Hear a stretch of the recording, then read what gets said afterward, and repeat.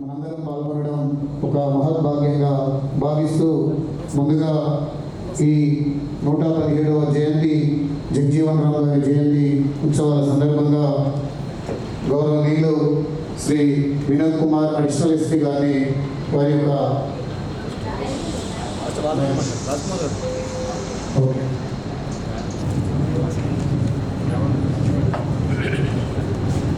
Madam నమస్కారం.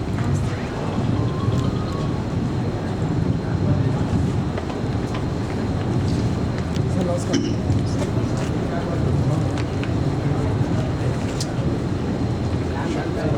పూజ్య బాబు జగ్జీవన్ రామ్ గారి 117వ జయంతి ఉత్సవాలని గౌరవ జిల్లా కలెక్టర్ గారి చేతుల మీదుగా జ్యోతి ప్రజ్వలనతో ఈ కార్యక్రమాన్ని ప్రారంభించుకోవడం జరుగుతూ ఉంది. దీనిలో గౌరవ అడిషనల్ కలెక్టర్స్ మరియు గౌరవ అతిథులు, జిల్లా అధికారులు, వివిధ కుల సంఘాల ప్రతినిధులు కూడా పాల్గొనాల్సిందిగా కోరుతా ఉన్నాం.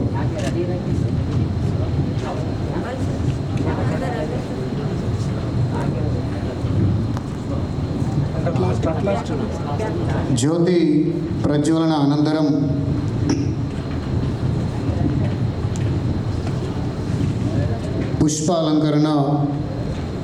పుష్పాలంకరణతో జగ్జీవన్ రావు గారి చిత్రపటానికి నివాళులు అర్పించాల్సిందిగా. అసలు ఏమి లెక్క కాదు అని నా ఉద్దేశం.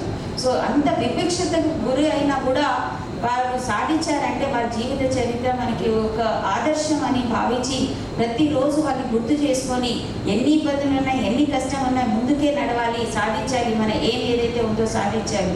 రిజర్వేషన్ పాలసీస్ ఏవైతే వచ్చాయి తప్పనిసరిగా 100% మనం యూటిలైజ్ చేసుకోవాలి. అది కష్టపడితేనే వస్తుంది. ప్రతి ఒక్కరికి రిజర్వేషన్ వర్తింపు అవుతుంది.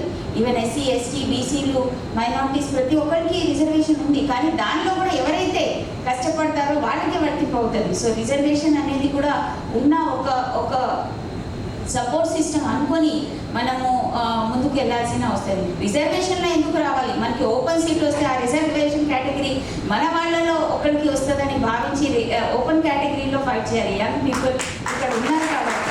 సో అలా మనం ఇంకా కూడా ఎక్కువ సీట్లు సంపాదించి మంచి పొజిషన్స్కి ఎదిగే అవకాశాలు ఉంటాయి.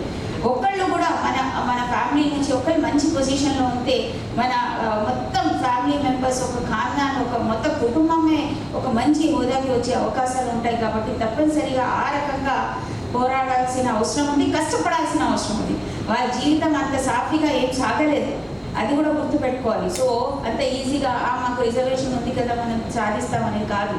ఆ రిజర్వేషన్లో కూడా పోరాడి మనం ఫైట్ చేసి కష్టపడి చదివి ముందుకు రావాల్సిందిగా కోరుతున్నాం.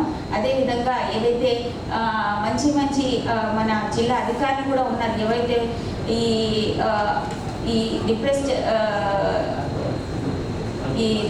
ఉంటాయో ఇండివిజువల్స్ ఉంటారో వాళ్ళని గుర్తించాలి. దానిలో కూడా నేను చెప్పినట్టు కొంతమందికి ఓకే రెండోసారి హెల్ప్ చేయడానికి అవకాశం ఉంటుంది. కానీ కొంతమందిని అక్కడ కొంచెం మన జాగ్రత్తగా